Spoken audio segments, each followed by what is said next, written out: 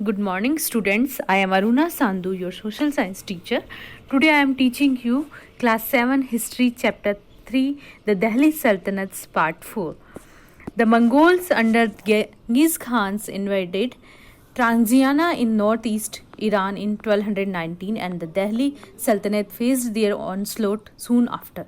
जो मंगोल आक्रमणकारी थे गेंगिस खान, उन्होंने ट्रांजियाना पे आक्रमण किया था 1219 में और फिर उन्होंने दिल्ली पर भी आक्रमण किया. Mongol attacks on the Delhi sultanate increased during the reign of Alauddin Khilji and in the early years of Mohammad Tughlaq's rule.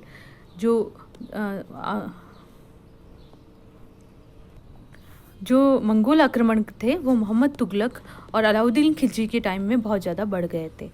This was the two rules to mobilize a large standing army in Delhi, which posed a huge administrative challenges.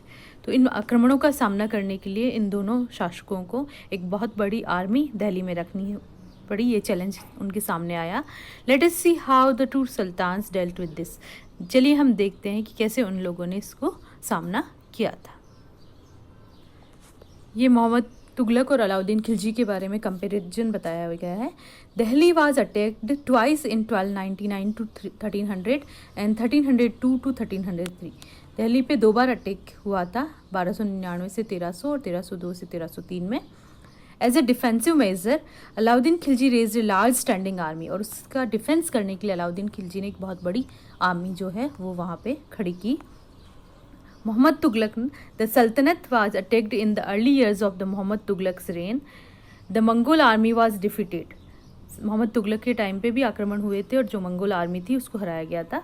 Mohammad Tughlaq was confident about the strength of his army and his resources to plan an attack on ट्रांजियाना.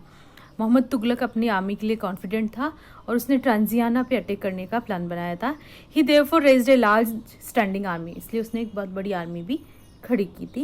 Alauddin constructed a new garrison town named Siri for his soldiers. Alauddin ने एक बहुत बड़ा शहर बसाया था उसके सैनिकों के लिए जिसका नाम सिरी था.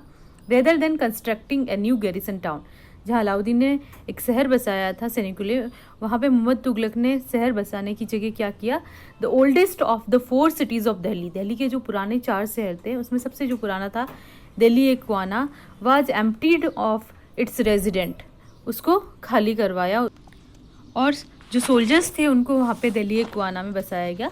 The resident of the old city was sent to the new capital of the Daulatabad in the south. और जो दिल्ली पुरानी दिल्ली जो दिल्ली एकवाना थे वहाँ के जो रेजिडेंट्स थे उनको कहाँ भेजा गया, दौलताबाद, एक नया शहर साउथ में उनके लिए बसाया गया और उसी को राजधानी बनाया गया, न्यू कैपिटल बनाया गया. The soldiers had to be fed, soldiers को खाना तो खिलाना होता है, उनका पेट पालना होता है. This was done through the produce collected as tax from lands between the Ganga and Yamuna. और ये कहाँ से आता था, जो किसान पैदावार करते थे गंगा यमुना के बीच में, उससे जो टैक्स कलेक्ट किया जाता था उससे सोल्जर्स को खिलाया जाता था. Tax was fixed at 50% of the peasant seal. जो भी किसानों की फसल होती थी उसका 50% टैक्स कलेक्ट किया जाता था. मोहम्मद तुगलक क्या करता था, produce from the same area was collected as tax to feed the army. वो भी सेम वही प्रोसीजर अपनाया था उसने भी सोल्जर्स के लिए.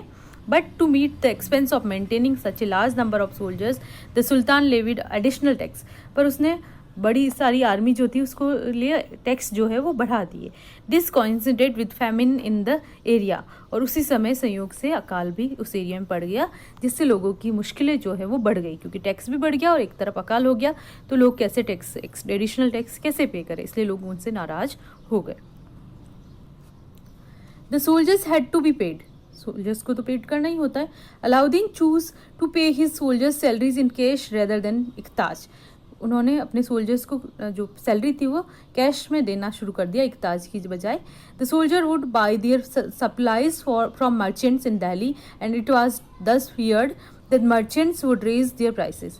तो जो सोल्जर्स थे वो अपनी ज़रूरत की जो भी चीज़ें होती थी वो कैश में खरीदते थे क्योंकि उनको सैलरी भी कैश में मिलती थी. पर इससे डर था कि कहीं जो व्यापारी है वो अपनी चीज़ों की कीमतें नहीं बढ़ा दे. To stop this Alauddin controlled the prices of goods in Delhi. और इसको रोकने के लिए अलाउद्दीन ने जो है जो चीज़ों की कीमतें थी उसको कंट्रोल करना शुरू कर दिया. प्राइसेस वर केयरफुली सर्वेड बाय ऑफिसर्स, कैसे रोका कि ऑफिसर्स अपॉइंट कर दिए जो कि इन चीज़ों की कीमतें जो है उसको कंट्रोल कर देते।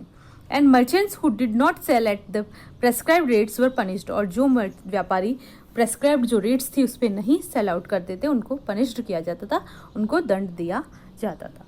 Mohammad Tughlaq also paid his soldiers cash salaries, Mohammad Tughlaq भी अपने सोल्जर्स को कैश सैलरी ही पेड करते थे, but instead of controlling prices, but जहाँ ये अलाउद्दीन खिलजी ने वस्तुओं की चीज़ें जो प्राइसेस है उनको कंट्रोल करा, वहीं उसने क्या किया खिलजी ने तुगलक ने ही यूज्ड ए टोकन करेंसी, उसने एक टोकन करेंसी यूज़ की, somewhat like present day paper currency, जैसे अभी पेपर करेंसी है उसी तरीके से उसने टोकन करेंसी यूज़ की, but made out of cheap metal, जो कि बहुत सस्ती मेटल से बनी थी, not gold and silver.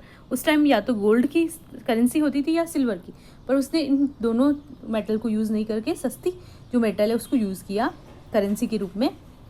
People in the 14th century did not trust these coins, तो जो 14th सेंचुरी के उस टाइम के लोग थे उनको इन कॉइन्स पे भरोसा नहीं था। करेंसी क्या होती है जिसमें लोगों को भरोसा होता है, पर उस टाइम के लोगों को इस सस्ती करेंसी पे भरोसा, सस्ती मेटल की बनी थी ना इसलिए उस पर भरोसा नहीं था।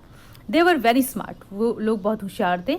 दे saved their gold and silver coins and paid all their taxes to the states, उन्होंने क्या किया अपने गोल्ड और सिल्वर कॉइन्स जो थे उनको सबको बचा के रख लिया और अपने टैक्स जो है उस स्टेट को टोकन करेंसी से देना शुरू किया। This cheap currency could also be counterfeited easily, और उसको आसानी से वो क्या कर सकते थे, जाली बना सकते थे, बदल सकते थे। Alauddin's administrative measures were quite successful, जो अलाउद्दीन के एडमिनिस्ट्रेटिव मेजर्स थे वो सक्सेसफुल रहे थे। And chronicles praised his reign for its cheap prices and efficient supplies of goods in the market, और जो उस समय उसकी प्रशंसा होती थी अलाउद्दीन खिलजी के शासन की कि उसने कीमतों को नियंत्रित किया था और उसकी जो सप्लाईज की थी गुड्स की मार्केट में वो भी बहुत ही अच्छी थी। He successfully withstood the threat of Mongol invention, और उसने मंगोल आक्रमण जो थे उनका भी सफलतापूर्वक सामना किया था।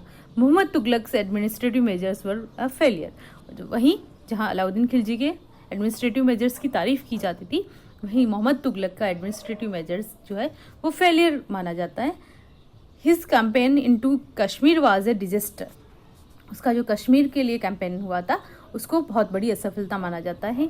ही then gave up his plans to invade Transoxiana, तो फिर उसने जहाँ वो कश्मीर में असफल रहा तो उसने फिर ट्रांजियाना पे आक्रमण करने का प्लान जो है वो अपना छोड़ दिया।